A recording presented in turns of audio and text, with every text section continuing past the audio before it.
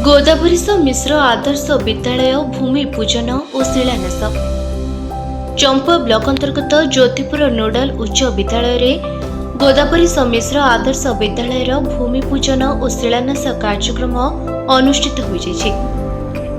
एही कार्यक्रम चंपा वीडियो स्मृतिरंजन साहू अध्यक्षतार अनुष्ठित हो जाइथिबा बेले एहाकु आभासी माध्यम रे ओडिशार मुख्यमंत्री मोहन चरण माझी उद्घाटन करथिले। छात्र छात्री मानकु अत्याधुनिक ज्ञान कौशल द्वारा किपरि गुणात्मक शिक्षा प्रदान करा जाय परिबो मुख्यतः ए उद्देश्य नै गोदावरीश मिश्र आदर्श विद्यालय प्रति पंचायत रे गोटिए लेखाएं तैयारी करा जेबाकु मुख्यमंत्री आभासी माध्यम रे कहिथिले। ओडिशा रे प्रथम पर्याय रे 30 जिल्ला रे 118 भूमि पूजन और शिलान्यास करा जायथिबा बेले चंपा ब्लॉक रो ज्योतिपुर ठारे प्रथमे शिलान्यास होइछि।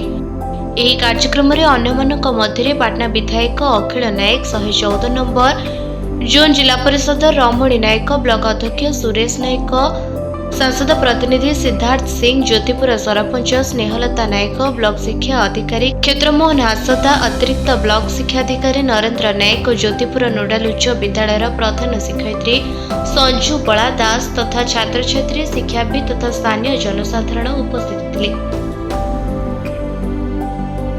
केंद्र प्रतिनिधि दाशरथी गिरी रिपोर्ट निरपेक्ष न्यूज।